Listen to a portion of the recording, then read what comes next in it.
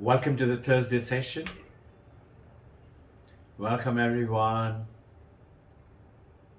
Let us start with a few points of discussion to reflect upon them, think, do some reading, think about asking some good challenging questions, find out more, and delve down deeper and deeper to understanding with meditation. Let us start with the prayers. Purnamada Purnamidam Purnat Purnamudasate Purnassa Purnamadaya Purnameva Vashishyate. ये पूर्ण है, वो भी पूर्ण है. This is Purna, that too is Purna. पूर्ण से ही पूर्ण के जन्म होता है. That Purna takes birth from this Purna. जब पूर्ण से पूर्ण को सेपरेट किया जाता है, पूर्ण ही रह जाता है. When you separate that Purna from this Purna, Purna alone remains. May there be no strife, struggles, and suffering in our understanding the supreme wisdom of the Vedanta with the grace of the Divine Mother, Krishna Mahavatar Babaji, the Deathless Master, Vidya Devi, Mother Saraswati, Ananda and Santosha Devi, Mother Lakshmi, with our blessings of the Guru Devas, Paramahansa Yogananda, Yukteswar Giri Larimase, Swami Sri Vivekananda, Holy Mother Sharada, Paramahansa Ramakrishna. May our understanding have no conflicts with the true Chaitanya. Welcome. I wanted to share with you a thought which came about. I've been writing a little bit on this and I was guided to write. I'm not the writer. The mother is the writer. And this is about don't ever waste your pain, your painful experiences. We generally go ahead and say, why does it have to be me? Why me? We feel by looking at ourselves that this pain is so miserable, so bad. Why? What have I done? Now, in this understanding, look at it this way. God did not promise to us that we are going to understand everything, but God did promise to us, and so did, that is from the theistic language and from the Advaita language, that we alone are the consciousness. At the moment we tap into the Turiya, beyond the Jagrat, Sapna and Sushupti to Turiya, and through the light and Jagrat, Sapna and Sushupti, we understand this consciousness alone is everything, in which no experiences are just wasted.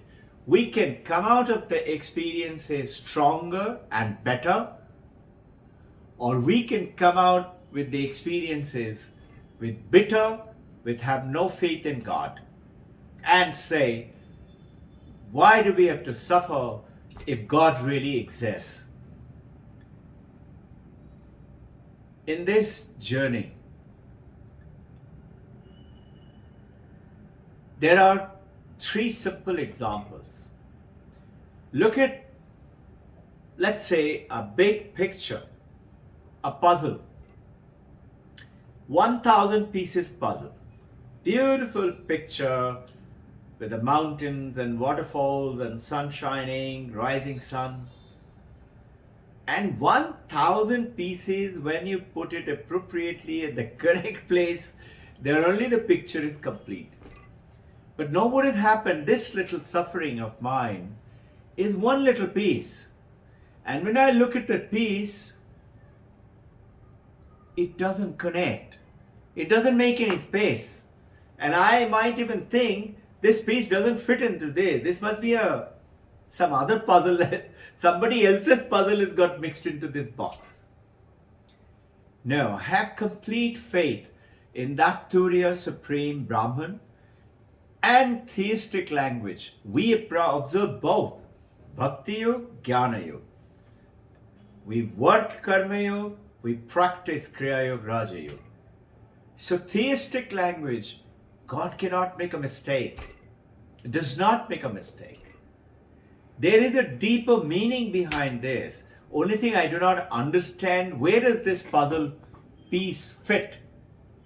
But if patiently we complete the picture, then we look at the piece later, after we have completed the picture. Oh, I learned post that so much. Now reflect back, dear beloved fellow travelers in the spiritual world, in this as seeker, look at those pieces which you have already passed, all of us have passed through. Look at them before and look at them after. Where are you? I know some of you who have faced them, who did have those doubts, but you stuck onto it and you come out so much wiser and winner. You know, there is this story of the Metamorphosis, all of us studied in our school. A caterpillar becoming a butterfly. A caterpillar makes a cocoon around it. We made the samsara around it with our mind and with the feeling of the separatedness. Cocoon separates the caterpillar from the world outside. A little shelter. We have our little family, little samsara, little this me, name, form and function. Robbin Ghosh, appointment, workload, and this is my age, I'm a male, female. But that is physical body, just like the caterpillar in the cocoon. And there is Sukshma Sharira. We all are experiencing it. You're listening to me, you're understanding, you're saying yes, yes, yes, you're saying no, no, no, I have a question, I have doubts, I don't understand that. What is that? Sukshma Sharira. And there this little I comes in called the ego. This is how I am. And then you see a flower, and that flower is seeing is happening with the physical body eye, this eye, visual, this optic apps available to us, the vision, one applications of vision, two eyes, picks up that object through the lenses, send the message, and my memory recollects it, red rose. And intelligence. So, physical body, then pranamaya kosha. Physical body is sthula sharira, annamaya kosha. Pranamaya kosha, very important, with which we live. Our body lives because of the pranamaya. If I don't breathe, the body dies.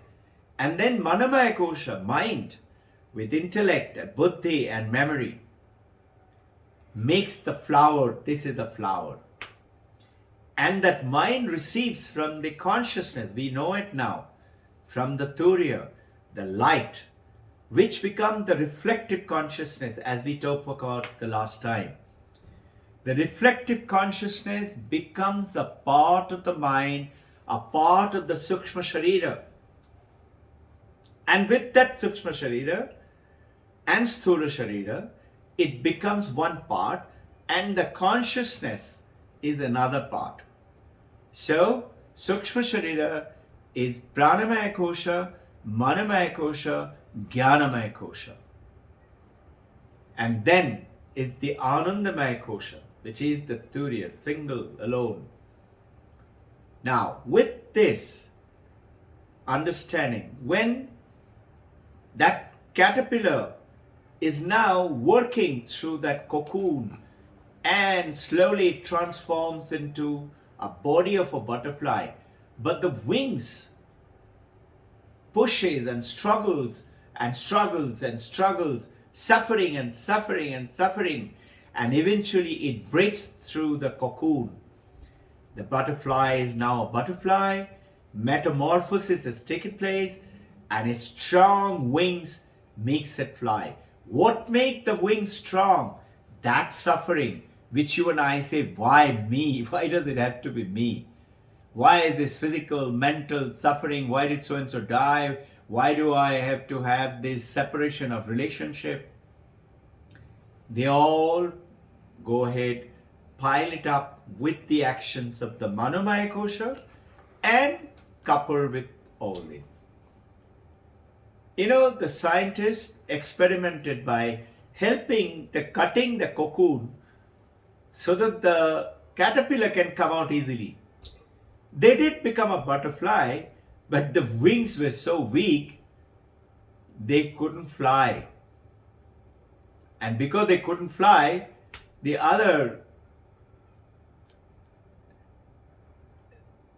birds and all came and ate it up.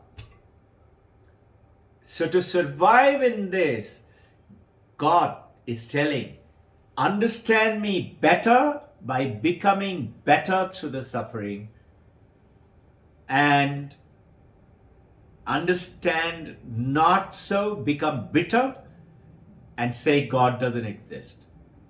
We have talked about this suffering. Today's topic is not that, but understanding this pain. You know, there is one called bumblebee. It's a beautiful understanding. Bumblebees is a huge body, like round and an oblong shape with a big size, bumblebees. And it, being a pilot, I'm telling you, it is to be always a mystery. How do the bumblebees fly? They have huge body and tiny wings. But somehow with the tiny wing, they make the bumblebee fly, and they fly quite a bit. And it's been always a puzzle. The scientists in NASA tried to do an experiment. They took the bumblebees to space. Now in space, as you know, there is no air for them to battle their wing, and they could float in the air without flapping their wing. 1 day, 2 days, 3 days, 4 days went beautiful. They were all flying around without flapping and floating around, if the flying was called flying. Flying is actually not flying. Flying is not floating. Flying is exercising against the wind's resistance, drag, it's called drag, and utilizing lift with the wing, then you fly. Like aeroplane wing. And you know, on the 4th day, all the bumblebees died. So this is what happens to you and me, that if we do not pass through that suffering, we do not become stronger. Tell me one family where there has been no death. Tell me one family there has been no suffering. Tell me one great personality, not just Jesus Christ or Buddha or Paramahansa, anyone who has not passed through any suffering. Reflect upon it. So, don't ever look at any experiences in your life as just like that. The golden word is don't waste your pain. Now, going through the theistic language and coming into Advaita language. Advaita does not take us away from the samsara. Advaita is not to erase samsara.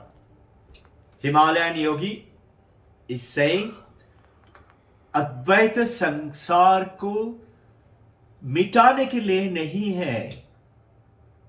अद्वैत संसार में आपको निर्बाध बना देता है। You become detached from the samsara. And it is not to erase, it is not to wipe out, it is to make you experience that life and become wiser through the same. That suffering, as we have gone through the Advaita understanding, is because of duality. And duality comes because of I, me, myself. The moment I put myself separate with a name, body, and form, I'm separate. There is a duality. Duality is samsara. Samsara is suffering. Suffering is ignorance. Suffering is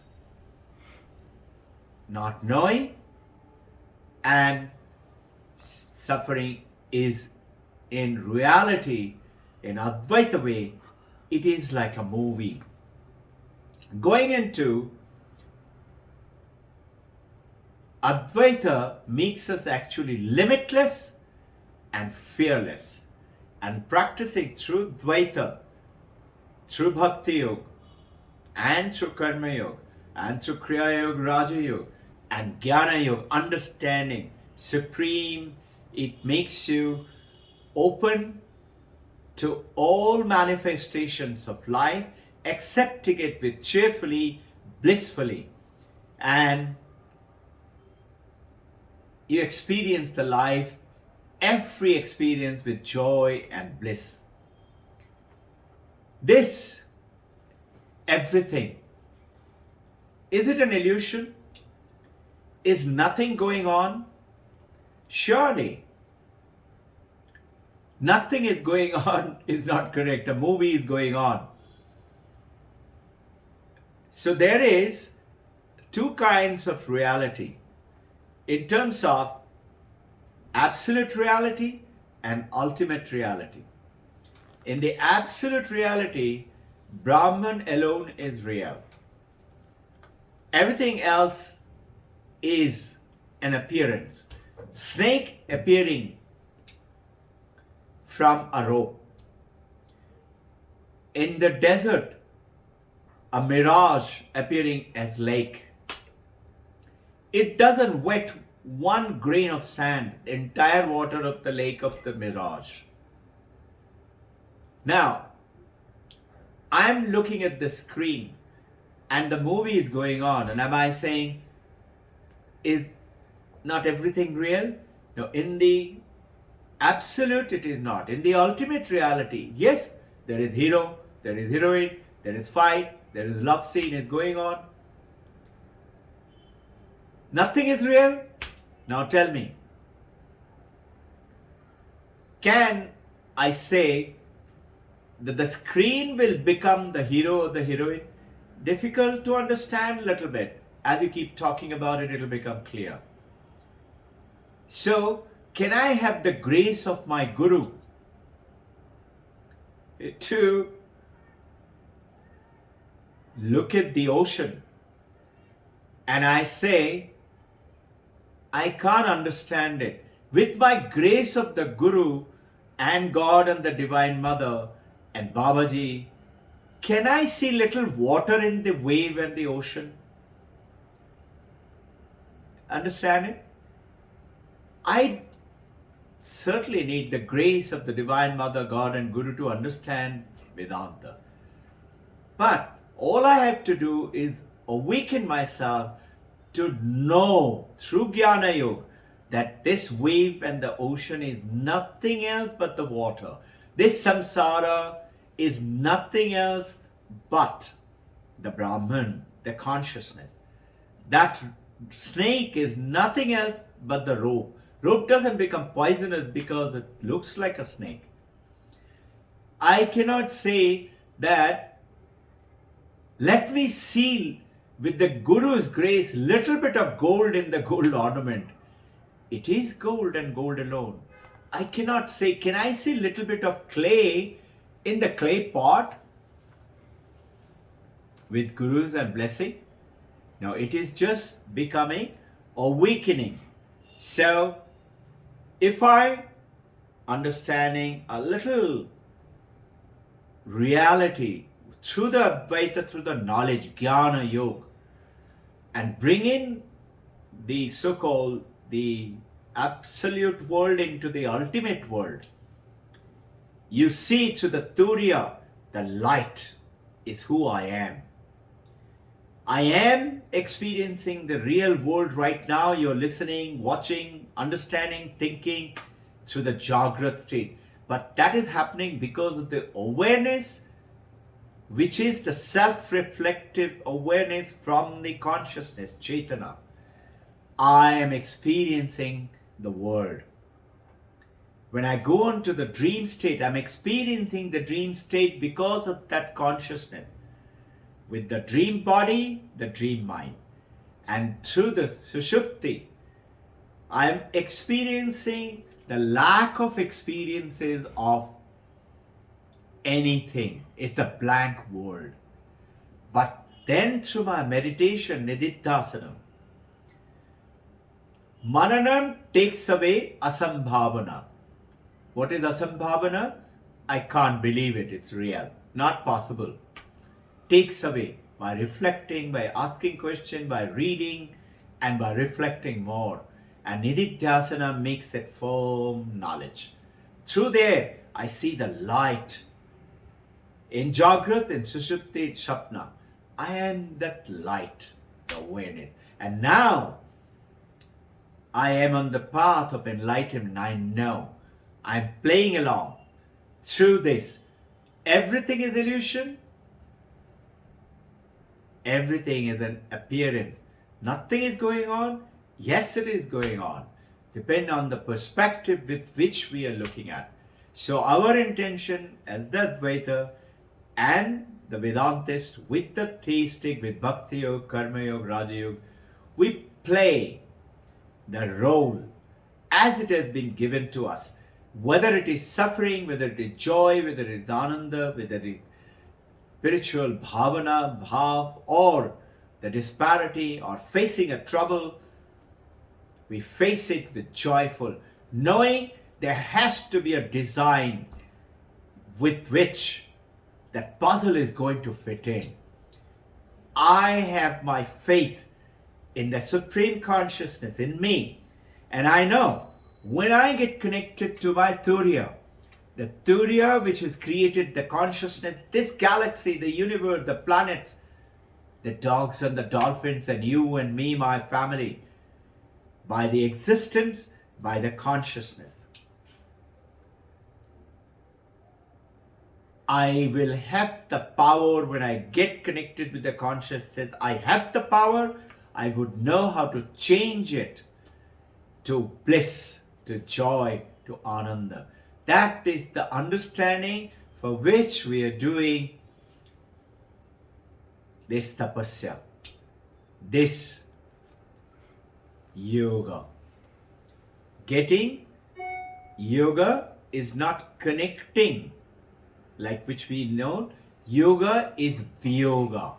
Vyoga is being aware. I'm not the body, not the name, not the form. Reflect upon it with the prayers for the understanding and Chaitana to dawn upon all of us. We pray to the Divine Mother, God and the Guru, Krishna, Mahavatar, Babaji, the Kalpa Yogi, Deathless Master, to hold our hand, to guide us, to awaken the Supreme Consciousness in all of us, and hold our hand and take us, make themselves visible to us, so that we can open our eyes and joyfully soon enough say, Drishti saaf hai, kuch kuch dikhta hai. Jai Guru.